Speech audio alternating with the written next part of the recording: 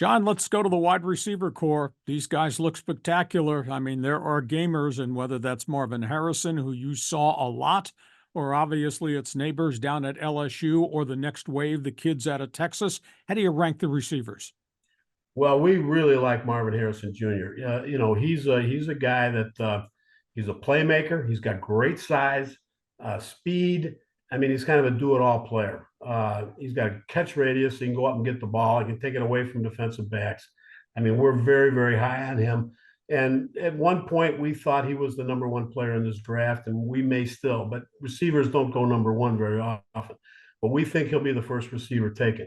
Malik Nabers is just a hair behind him, and he may be the best before it's over. Speed, route running ability.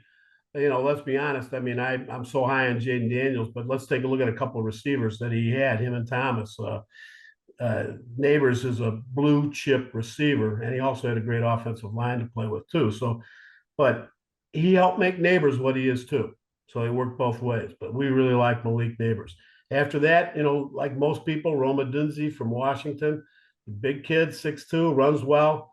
He's got a good catch radius too. He can go get the ball. And those three, we think, are top 10 picks. It will be very surprised if any one of those guys is not in the top 10.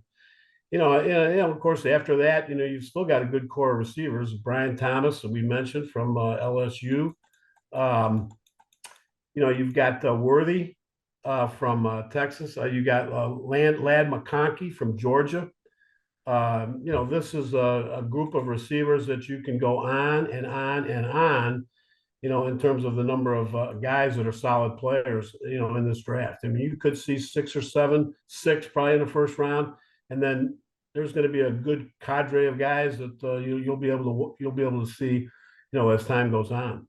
You don't draft tight ends real high. Brock Bowers might be the exception to the rule. Top 5 or inside top 10? You talk about maybe guys that are falling a little bit. And again, I don't know. Falling is a relative thing because it's all based on who's saying what.